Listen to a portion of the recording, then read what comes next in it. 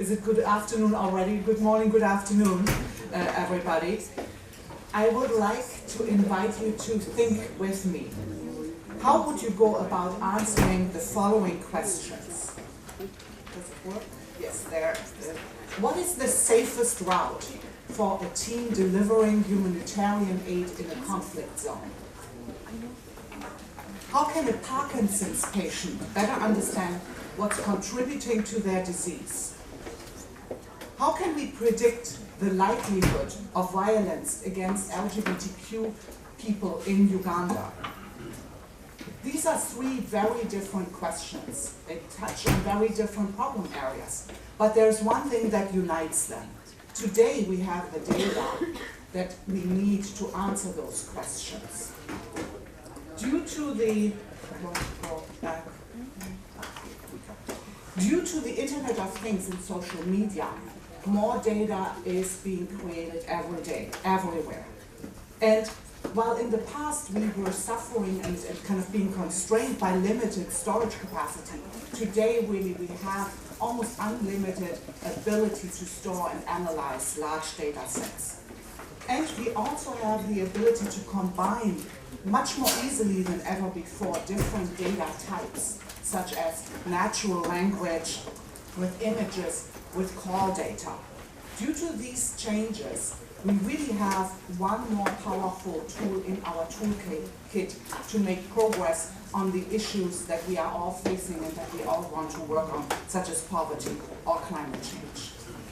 So how are people around the world answering those questions that I just posed to you?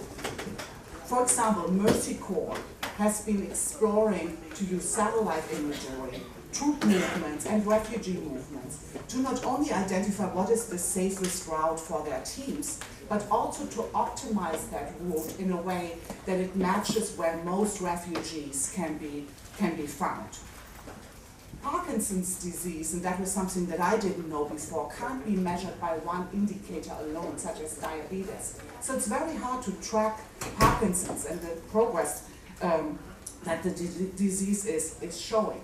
So doctors have really found it to be a benefit to now be able to get thousands of data points through a Fitbit-like health tracker that allows them to understand how the disease is developing, different from the maybe 10 data points that they were gathering in monthly visits with a patient before. And UN Global Pulse is using our ability to analyze larger data sets than ever before to transcribe audio files of radio talk shows in local language and analyze that unstructured data to understand where might there be violence against LGBTQ people brewing. These are just some examples of what's already happening. I assume that everybody in this room has worked in a context where we don't really have the information that we need. One thing that I found very striking was a couple of years ago I read an article in The Economist about the whiskey market in sub-Saharan Africa, of all things. And I was honestly struck by the amount of detail that that article delivered. How much moonshine is being drunk, the preferences of kind of people's whiskey brands. And I was thinking, why can't we have that kind of information on the interventions that we want to take on? And I was at the time working at the Rockefeller Foundation. Obviously, there are a lot of barriers to gathering that kind of detailed data. It has to do with that people might simply not feel safe to share information, that they are in very rural areas and not accessible, that the costs are prohibitive to gather information. And I'm not saying technology is a panacea to address all of those barriers, but I believe that our new abilities to collect, organize, and interpret data allow us to address some of these barriers. I particularly see benefits in the following three areas. Program strategy and design. We all work on complex problems, where occasionally, and one of the prior speakers said that very eloquently, kind of truly understanding what's causing the problem is sometimes even one of the first challenges. And then to understand how can we really reach those that are most affected by those problems. And then monitoring and evaluation. Another thing that I found very striking when I was at the Rockefeller Foundation, kind of that sometimes we had very limited information on what's working and what doesn't. And even if we kind of are learning what doesn't work, we learn it often much later than I would have liked to see. So I think new data can give us an ability to learn better and faster what's working. And the area that I particularly am excited about is our ability to innovate. So how can new data and kind of our new way of data management help us to generate truly new insights and ways to understand and solve old problems? Coming back to my earlier framing, I just want to be very candid about that. I think technology is just a tool. It's as good or as useful as the people who use it. And one thing that reminded me of that relationship between technology and people was a visit that I did to a winery in Italy a couple of years ago. So when you see the photos on the screen, that was obviously a medieval kind of building, very fancy, old looking, but inside in the cellar, there was a state-of-the-art laboratory. And in the laboratory, they were measuring sugar and acid and tannins, so all the things that you want to know. But the decision to harvest the grapes was not only determined based on those indicators, but equally on the impression or the take of the 80-year-old grandfather of the family who toured the vineyards in the morning and tasted the grapes and took a look at them. And that to me embodies the value in how we try to use data. Not to replace, but really to augment and improve our decision-making abilities. The organization that I had, the Cloudera Foundation, its mission is to enable the use of big data analytics and machine learning to have positive impact on people's lives and the environment. We already heard a lot about data today, but what is really big data? You might first think of volume. So we think about the digital trail that all of us leave behind, whether at work or when we interact with friends or family on social media platforms. We think of the Internet of Things, all the devices that track data on our environment, whether it's the maintenance status of machinery or sensors that can track humidity or soil quality, or that satellite imagery that can capture the movements of wildlife. But it's not about volume. In my kind of sector, we talk about the 5 V's. So it's velocity, the speed with which new data is being generated, variety, the different data types that I was already talking about, validity, how long is that data relevant, and veracity, very importantly, the correctness and accuracy of the data. You may now ask yourself, so why is that important?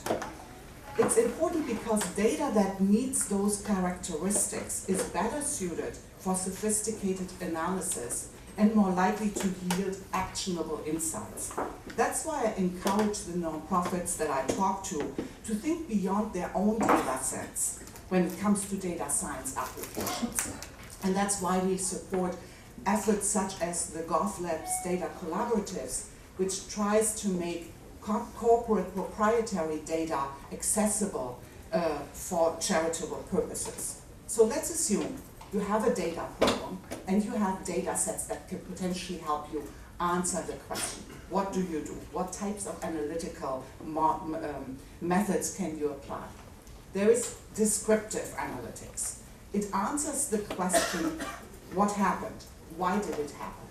And that's something that we are pretty familiar with. That's what we have been focused on all along in terms of kind of how many people did we serve, how many kids did we hand out. I mean, you can fill that with whatever is relevant to you. I think it gets more interesting when we look at predictive analytics. So that is about using past data, trying to look forward and answer the question, what will happen in the future? An everyday example are credit scores. So banks are using, or these agencies are using our past behavior to predict how well we will do as creditors in the future. Another example that is more controversial is predictive policing. It illustrates the need to deeply understand the data and its limitations. It also highlights the fact that these tools are not value neutral per se, but need to be guided by strong ethical standards.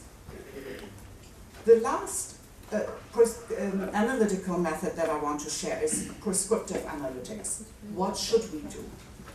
For example, some hospitals nowadays predict a patient's risk of being readmitted to the hospital within the months. If the risk is high, the system suggests additional supports, an extra night at the hospital, special home care visits. This use of prescriptive analytics has shown to really reduce readmission rates. And to kind of bring up one last buzzword, so what's really then machine learning in this context?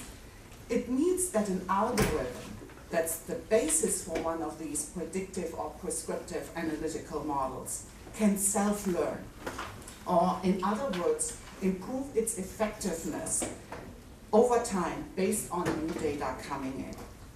One example, I've been told that birds are particularly sensitive to changes in climate. So there are efforts underway to track bird migration. And these organizations are thinking about using machine learning models on audio files and then track bird migration by identifying bird songs and getting better and better at it over time.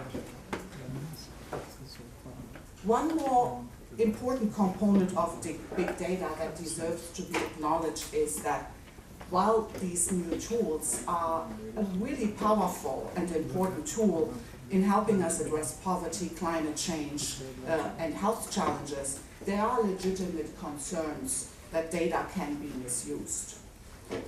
We need to find ways to really guarantee people's privacy and to ensure that the data doesn't fall into the wrong hands in, let's say, less than benevolent governments. The Cloudera Foundation has made a commitment to improve people's lives, not to invade them. And I am committed to this principle and will ensure that anybody who's working with us will join us in this commitment. Over the last year, I spoke with over 200 nonprofit organizations. It won't surprise you that the technical capacity and ability to apply machine learning and data analytics is low. That's where the Cloudera Foundation wants to come in. We just opened our doors about a year ago. Created by Cloudera, a software company in the Silicon Valley with offices in more than 30 countries. When Cloudera became a publicly traded company, the executive team signed on to the 1% pledge movement, pledging 1% of its equity, profit, product, and employee time to charitable causes. As part of that commitment, the founders established the Cloudera Foundation, a legally independent and privately endowed foundation. The Cloudera Foundation realizes its mission by providing software and grant dollars to our grantees.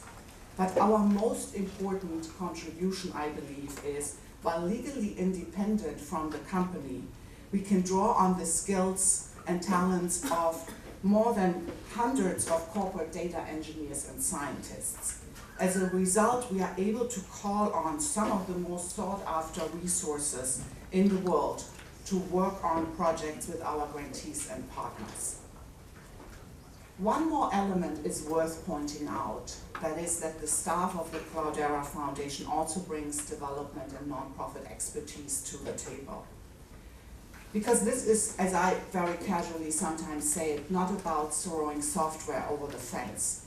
It's ultimately, in my view, a translation process. It's about translating programmatic questions into data questions, translating those into data solutions and technical solutions. And this would really need to be a cycle feeding them back into programmatic insights and actions. As one of the prior speakers says, that requires time and iterations. One of my goals today is to inspire you to think about how understanding data can help advance your organization's goals. We are eager to work with others and build partnerships with nonprofits and funders who are interested in exploring this approach to tackle big social and environmental problems. We realize that this field is still in its infancy. That is why it's so important, in my view, to work together and learn from each other, because there's so much that we have yet to understand. And so my message to you is that if you or anyone you work with could benefit from using data to help tackle big social or environmental problems, we want to hear from you.